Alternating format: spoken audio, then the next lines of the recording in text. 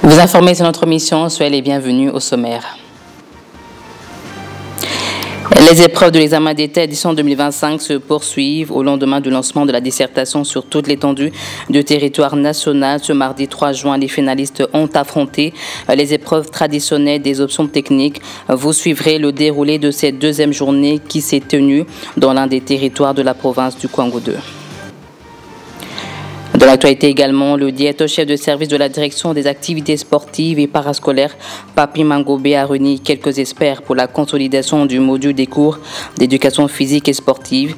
L'objectif principal poursuivi de ce programme d'éducation physique est de former des citoyens épanouis, cultivés, capables de faire des choix éclairés pour un mode de vie actif et solidaire, élément à suivre dans cette édition. Et puis en sport, les fauves congolais poursuivent le stage en France. Sur l'ensemble des convoqués de Sébastien Desabes, seuls Yohan Wissa et Ngalael Mokaou manquent à l'appel. Dans ce journal, vous écouterez le sélectionneur des Léopards de la RD Congo dans une interview accordée depuis Orléans.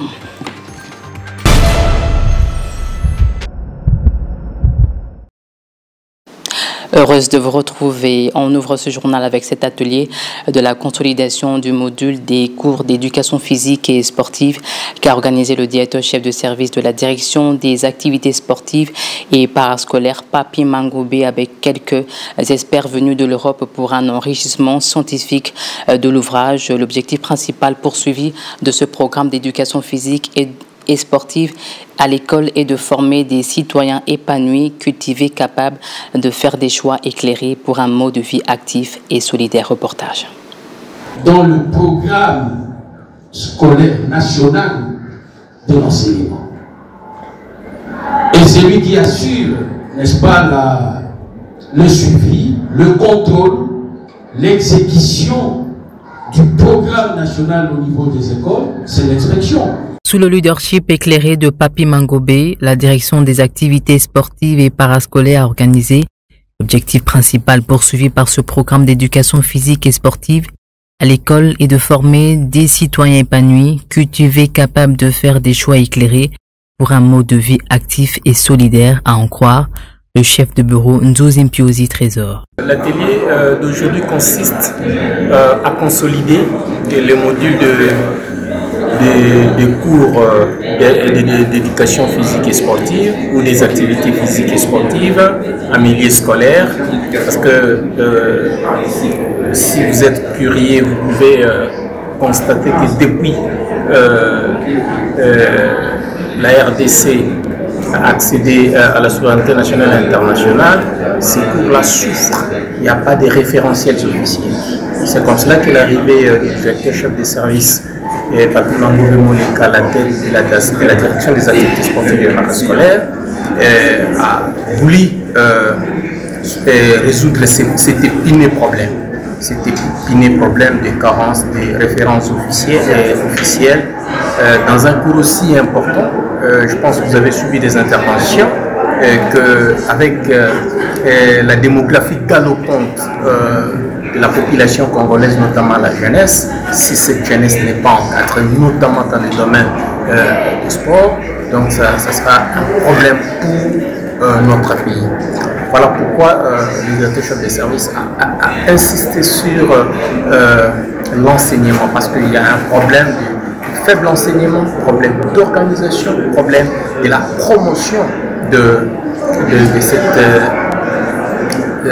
ces disciplines sportives en milieu scolaire. C'est dans cette optique que le directeur chef de service de la DASP, Papi Mangobé, a invité les experts en la matière afin de travailler pour un enrichissement scientifique de l'ouvrage qui doit servir non seulement aux élèves, mais également aux enseignants qui n'ont pas de boussole. Je pense que c'est un atelier qui sera très riche et c'est la première pierre d'un édifice qui va être très dur à construire mais qui est nécessaire. Donc je suis ravie d'être ici Et je pense que ça va être une collaboration fructueuse de tout le monde, un effort collectif pour que le module soit une réussite. Bien sûr, nous avons déjà échangé dans le cadre du projet Pour Elle, dans lequel mon ONG intervient aux côtés d'Expertise France. Et évidemment, nous tenons à sa disposition si jamais elle a besoin d'aide, de conseils ou d'appui en tout genre. Merci. À cet effet, le directeur du centre de formation Oudjana, Stepouk Imbala Alain, a formulé quelques amendements pour la finalisation de cet ouvrage qui servira de référence au programme national de l'enseignement primaire et secondaire. Je le disais au sommaire, les épreuves de l'examen d'État édition 2025 se poursuivent au lendemain plutôt du lancement de la dissertation sur toute l'étendue du territoire national. Ce mardi 3 juin, les finalistes ont affronté les épreuves traditionnelles des options techniques dans le territoire de Kayemba, dans la province du Kwango 2, où notre correspondant sur place, Aloïs Bimangou, nous rapporte le déroulement des épreuves hors session de cette deuxième journée. Suivez. Au Kwango 2, précisément dans le territoire de Kayemba, la deuxième journée des hors-sessions d'examen d'État était une réussite à en croire le superviseur technique et inspecteur, chef de poule du secondaire Kayemba 1.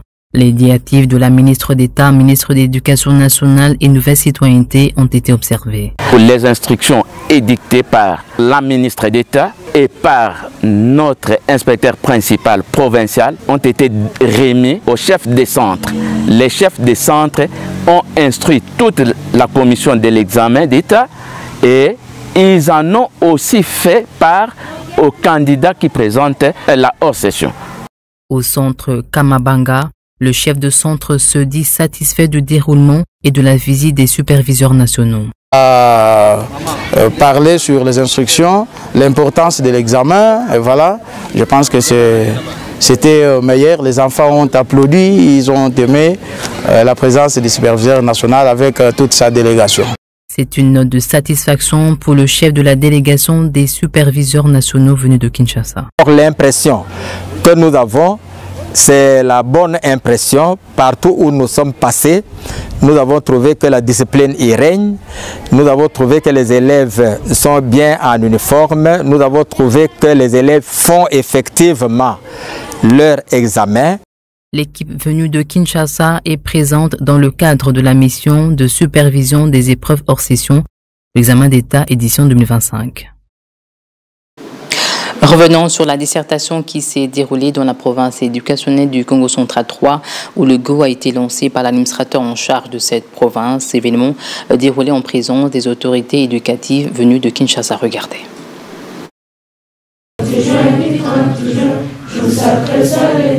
C'est 705 candidats inscrits, dont 3023 filles, soit une augmentation de 5% par rapport à l'année passée, répartie en 24 centres. Tel est l'effectif des finalistes qui prennent part aux épreuves de la hors-session édition 2024-2025 dans la province éducationnelle du Congo central 3. Le lancement officiel a eu lieu au sein du lycée Notre-Dame de Kisantu et dont les mots des circonstances a été prononcé par le directeur provincial de la dite province éducationnelle, Anacle Inkula Abal, qui a donné les statistiques de la dite province éducationnelle. Cette province éducationnelle de Congo central 3, qui vous reçoit en séjour, chers superviseurs, compte en son sein 374 écoles secondaires réparties dans 4 sous-divisions avec un total de 7705 finalistes, dont 3023 filles, pour 24 centres de passation d'examen.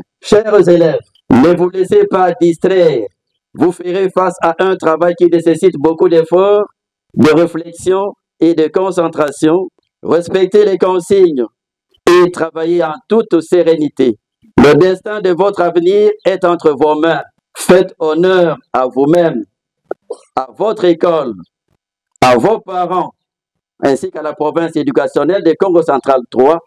Pourquoi pas à toute notre technicien République. en la matière, l'inspecteur principal provincial du Congo central 3, je cite, Ben Benkelenge Benkema, commence par rendre hommage à la hiérarchie et jeter des fleurs aux autorités éducationnelles qui n'aménagent aucun effort pour la réussite des dites épreuves. Ainsi, il reste optimiste tout en appelant les encadreurs des centres au respect des textes et aux apprenants au calme ainsi à la concentration maximale. D'une province à une autre, les élèves finalistes du Maindombe 1 étaient présents dans différents centres de passation d'examen pour affronter les épreuves hors session de l'examen d'État. Regardez.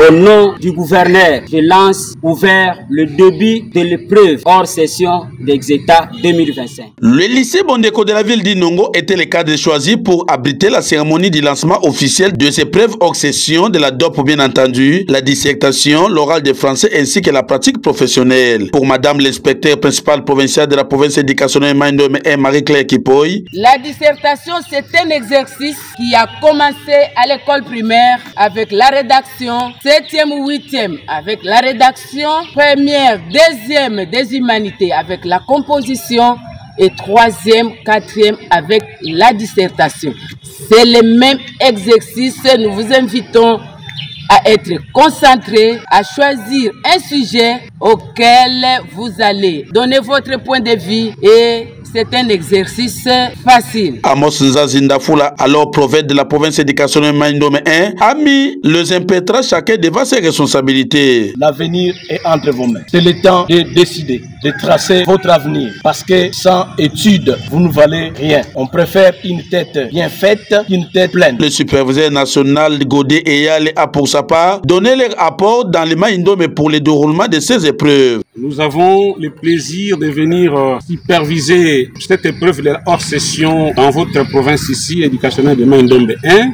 Le but, c'est de vous accompagner en veillant à son bon déroulement et aussi en empêchant toute forme d'antivaleur. Le ministre provincial Justin Iyolomolapi a pour lui exhorté aux intervenants d'éviter les antivaleurs car c'est un examen qui ne tombe pas du ciel. Prenez courage. N'ayez pas peur, évitez la tricherie. Vous êtes en train de préparer votre vie. Soyez sérieux dans tout ce que vous prenez comme engagement. Aux examinateurs qui sont ici, laissez les enfants passer l'examen avec toute quiétude. Les parents ne doivent pas être complices des actes d'antivaleur qui peuvent brûler le système éducatif. Le vice-gouverneur Trésor Mfouroum a dans son speech invité les finalistes d'éviter la tricherie. Je dois vous demander de ne pas utiliser le téléphone pendant l'examen car une fois on vous attrape avec un téléphone en train de tricher, vous perdez votre examen. Travaillez sans foi, évitez des sorties inutiles. Ici commence votre vie professionnelle. Il s'est précisé que la province éducationnelle Maindombe a inscrit 7 991 candidats dont 3 721 filles, d'où 6